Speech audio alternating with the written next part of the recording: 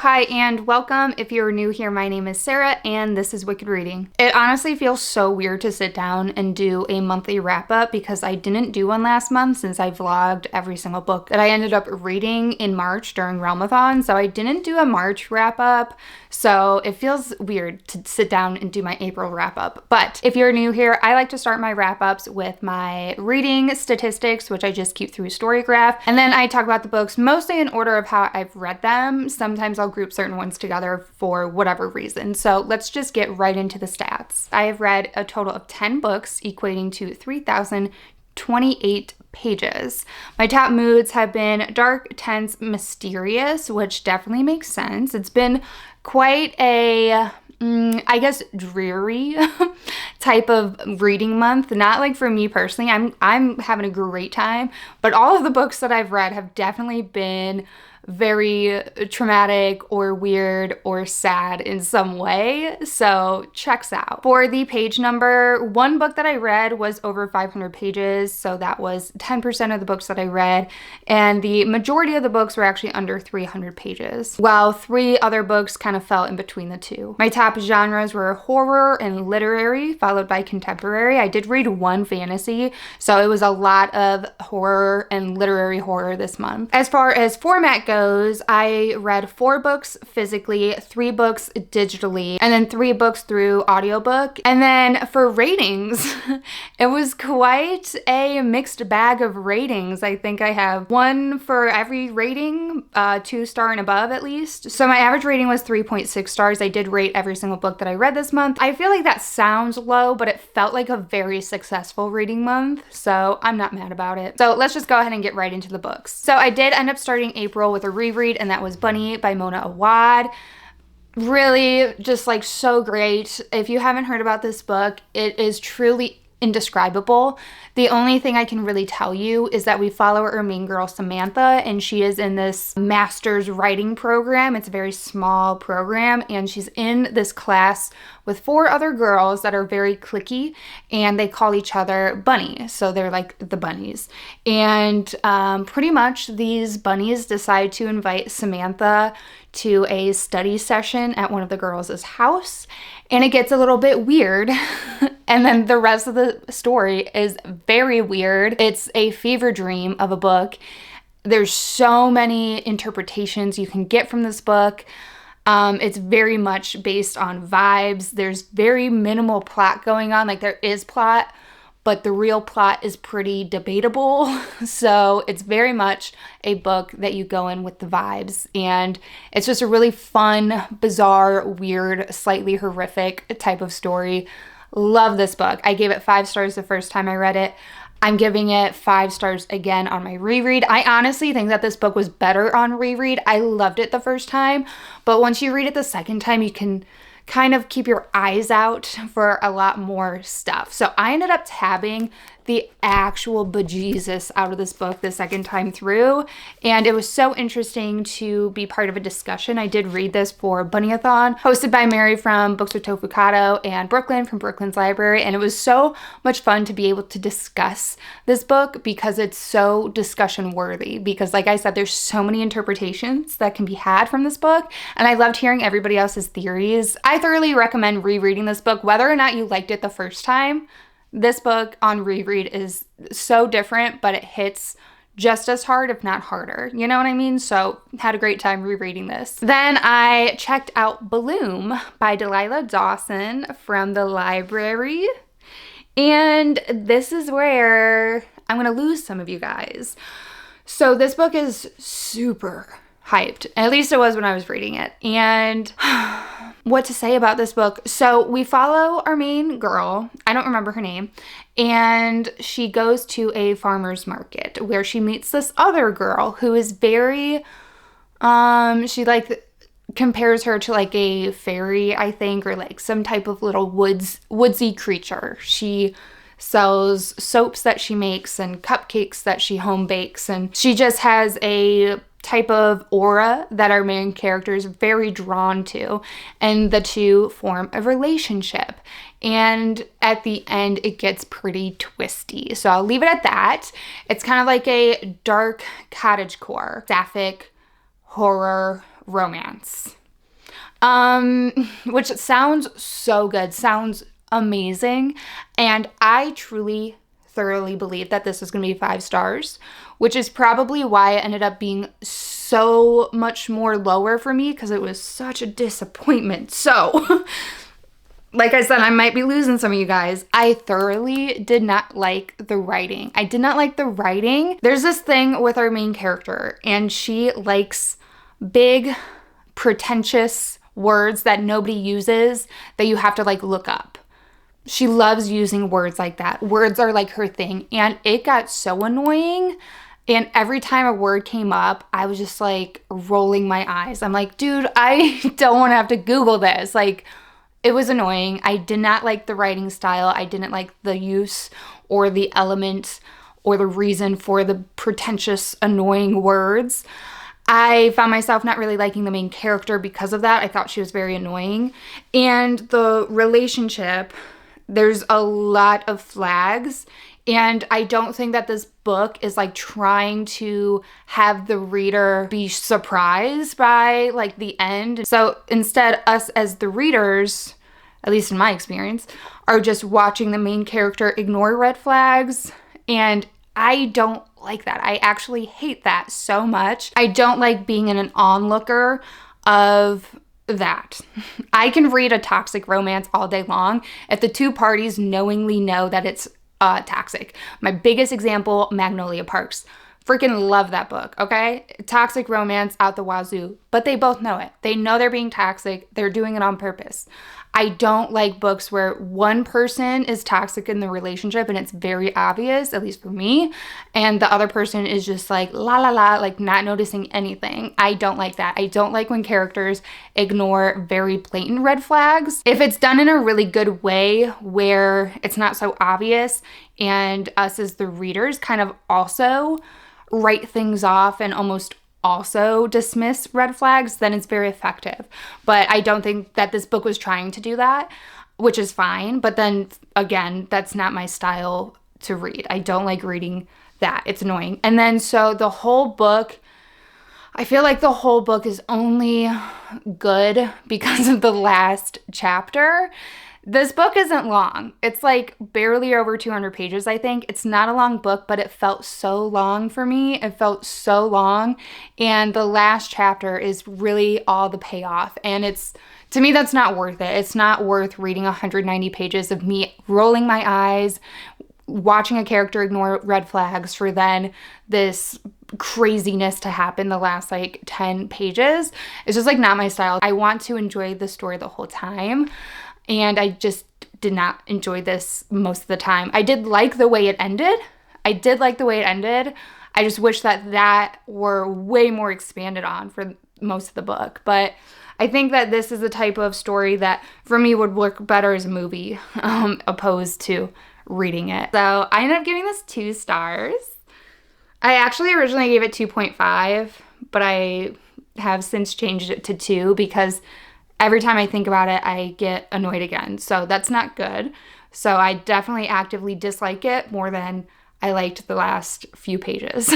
So 2 stars, really big disappointment for me. Although I get why people like it, I could not get on board with the character and watching the relationship. So there's Bloom. And then next, I listened to, I didn't listen to it. I read an e-arc I had from NetGalley for Supplication by Noir Abby Nicole. This is marketed as a hallucinatory horror, wherein our main character wakes up tied to a chair in a basement and her captor is down there and one of them has a knife, and she eventually gets out of the basement and gets back into the real world, and she's exploring the world now. So yeah, that's like the synopsis. So go in with that. This book is not going to be for everybody. I think it's not going to be for most people. I don't think this is a book for the masses at all.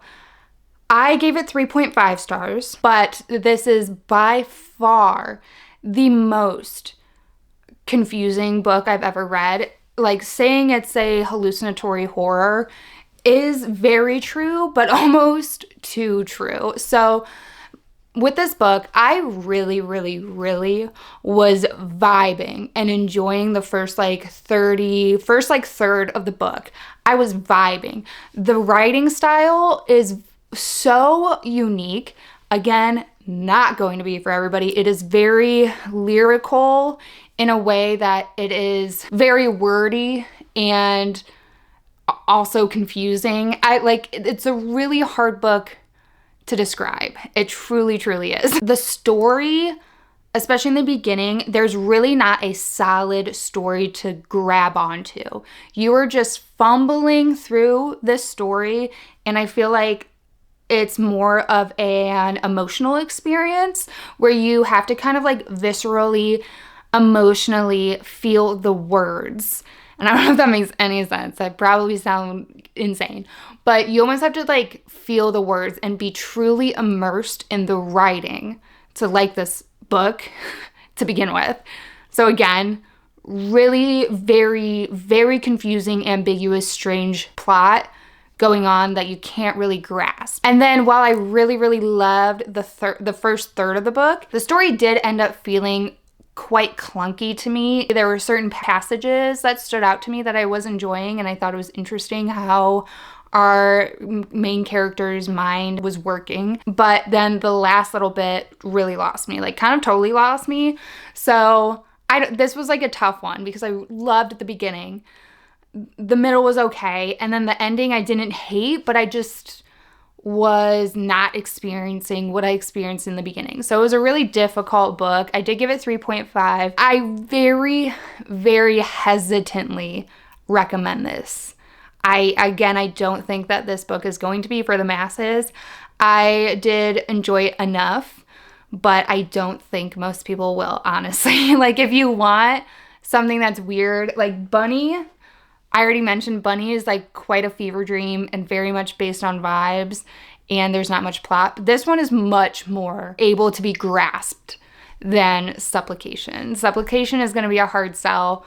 I don't know. Like I feel like this is almost like cautionary. Like I enjoyed it mostly. I more enjoyed it than I didn't enjoy it. Let's say that. So I mostly enjoyed it, gave it 3.5, but I very cautionally tell people about this book because it's very different. It's very unique. It's very strange. It's very confusing, and there's that. Then I read Girls' Night Out by Wendy Dalrymple. This was on my Kindle, so I read it through Kindle Unlimited. This is a story about a middle-aged woman who goes out for a girls' night, and she has an encounter with a stranger, and she wakes up the next morning with some insatiable cravings, and I'll leave it at that. This book was good, but overall pretty forgettable. Really nothing too special. Nothing crazily stood out about it. I enjoyed my time reading it. The writing was good. But yeah, I just really didn't do anything very special. So it's a little bit forgettable, unfortunately. I did give it 3 stars. A fine read, a quick read, fun enough. And I don't really have much more else to say about it. And then I listened to the audiobook for Empire of the Damned by Jay Kristoff. This is the sequel to Empire of the Vampire. Oh, you can't see it, it's on that shelf. The sequel to Empire of the Vampire. We follow, at least in the first one, we follow our main character, Gabriel, who is part of the Silver Saints, and he is said to be the last surviving Silver Saint. The book opens up with him having been captured by vampires, and he is in prison. And during his time in prison, they want him to tell his story about how he ended up killing the Forever King, the like vampire king. And so he proceeds to tell his story. And it flips between him growing up and becoming trained and going to school to become a Silver Saint, which is a vampire hunter that is very like religious based. It's like this brotherhood of vampire hunters. And also him in later years as he's trying to find something in order to kind of get rid of the vampires that had just all of a sudden popped up in their world. So this is a sequel to that. I did end up really enjoying this.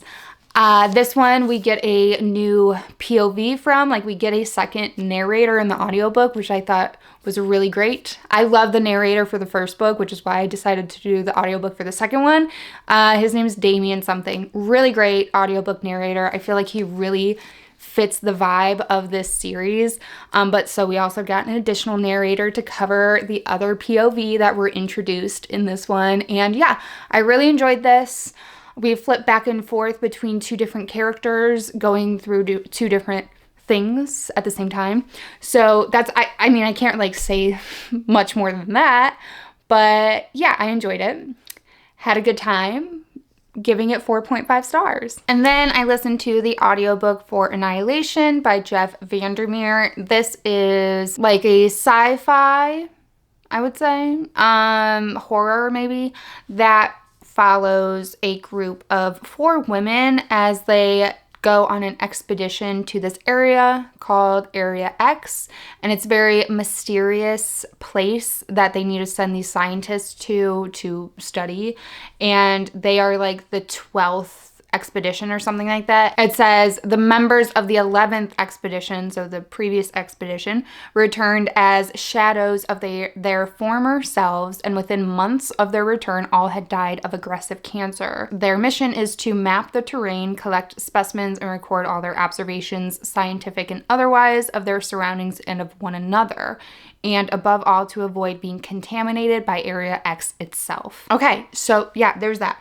I did enjoy this a good amount. I will say the narrator, I don't know if it was on purpose, because the book is pretty much us reading the journals of one of the women that went in, and she was the biologist. None of the characters have names. They just go by their profession. So we're reading pretty much the journal entries of the biologist telling her story from in Area X. So I don't know if it was kind of intentional, but the narrator kind of provided the story in a very procedural feel way, in a very almost cold way. And again, I don't know if it was on purpose, because we're listening to a scientist, and you know, scientists can be perceived as being quite procedural, but that did kind of make me feel less connected to the character, because she felt pretty cold and monotone. So it's not my favorite audiobook. I don't know that I necessarily recommend the audiobook. It's just all I had available to me at the time. So it was okay. And I did like the story. I like the idea of the story.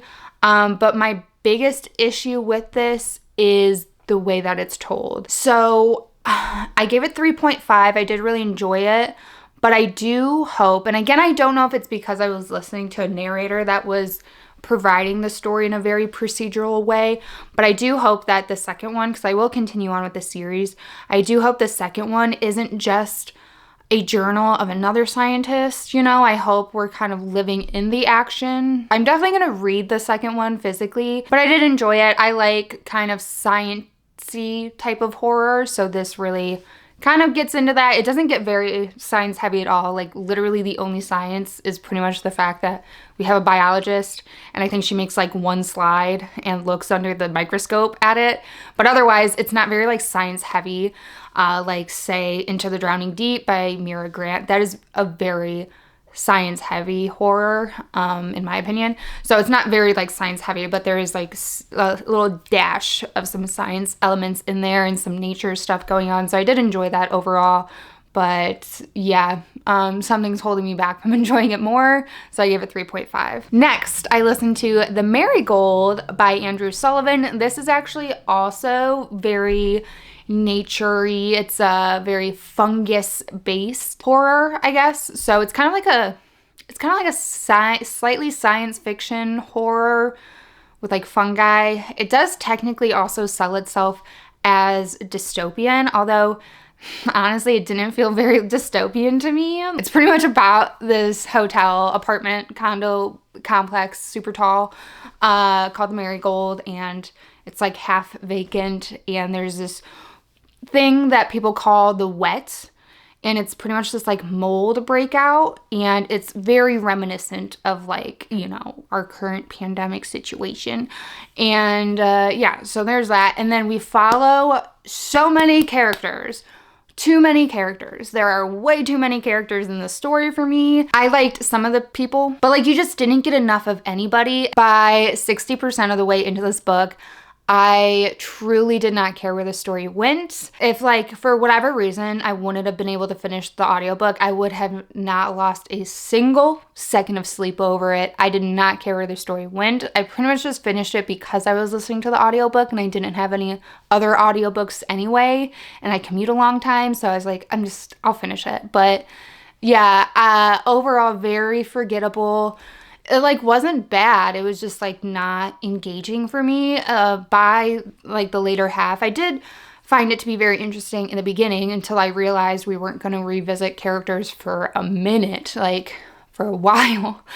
It took a long time to revisit particular characters that I was actually interested in. So yeah, it wasn't like horrible, but way too many characters for me. Really did not care where the story ended up going. The themes are very, very heavy-handed. It's pretty much like capitalist horror where the 1%ers are making all the calls and doing all the things. So yeah, just like not really for me. I thought I was gonna really love it because fungus, nature, but didn't really work out. So I gave it 2.5. That's a very neutral rating for me, where I didn't actively hate the book. I just didn't actively like it either. I was extremely neutral to this book and just didn't really care. So I gave it 2.5, right in the middle. And then my last 3 books that I'm going to talk about, I'm going to keep it very, very brief because these are all in my Weird Girl Lit reading vlog. So definitely check that vlog out if you want more information on these books. Non-spoilers, but if you want like my live reactions, my real-time thoughts, definitely check that out because I have quite a bit to say about these books. So I'm just gonna breeze through them here. So I ended up reading Boy Parts by Eliza Clark. This book follows a photographer in her late 20s, and she takes pictures of men in very compromising positions, very like artsy fartsy. It's a very character driven story. It's very much just kind of like slice of life feeling. It does get increasingly like unhinged, but like it doesn't go super, super far unhinged, but it's definitely like Weird Girl approved for sure. Gets pretty dark, gets pretty twisted. Really enjoyed this, gave it 4 stars. Then I read Earthlings by Sayaka Murata. This book I went in knowing nearly nothing about, other than everybody had said how weird it was, and I surmised that aliens were involved with the cover and title and stuff. So in this book, we follow our main character. I don't remember her name now, Natsuki. It opens up with her being very young, maybe like 8 years old, I don't remember, but very young, and she goes through some trauma. And then the book picks up with her being older and dealing with that trauma, I guess. There's like weird stuff in the book, but at the very core, this book is extremely heartbreaking and sad and traumatizing. The things that are weird in the book, I didn't find to be very weird because it felt very appropriate in a way. Like it made sense why some of the characters would have been as weird as they were. I will probably never stop thinking about this book. I do have some tabs. I have the most tabs in the beginning of the book, if you can see them. So that pretty much aligns with my experience with this book. I did give it 3 stars. It's a higher 3 stars. It's a 3-star I'm going to keep on my shelf. I don't easily recommend this. I do recommend it if you want a dark book and a really heartbreaking book, but this is definitely for a very particular crowd, I feel like. So yeah, it's a little weird, but mostly sad. So there's that. And then I read Tear by Erica McKean and devoured this book. I loved it so much. So this book is kind of exactly pretty much what I was hoping Supplication would be, where it is quite like weird, bizarre, almost hallucinatory, very disorienting, but there's still enough there to grasp onto. While some stuff can be interpreted, there's grounding in this book, where Supplication, there was no grounding in that book. So this follows our main character, Frances, and she is away at uni, living in a house with some roommates, and she has the basement room. While living in this basement, she starts to question her existence. She starts to question if she's real, and she decides to go upstairs to then find that there's a lock on the door that wasn't there before, and she cannot get out of the basement. So that's pretty much what you're set into the story with. That's pretty much what the back says. And this book was just so amazingly written. This was a debut novel, and I cannot believe it. The writing is very unique. Probably won't be for everybody, but I ate it up.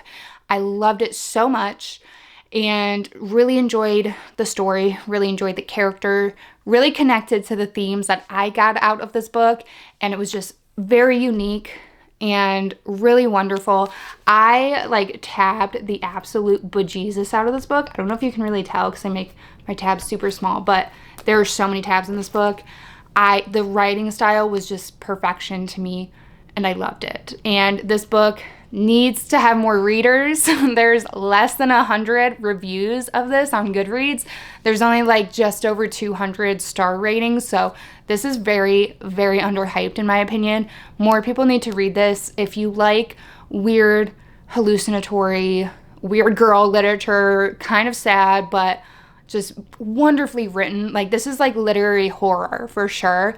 It does get more into horror towards the end, towards like probably the last half. There is a decent shift into a lot of body horror, which is pretty effective. There's pretty great creepy imagery portrayed in this book. So it is definitely literary horror, very heavy literary in the beginning, shifting more horror to the end, but so good. I need more people to read this that like that type of book. So happy I decided to pick it up and read it this month.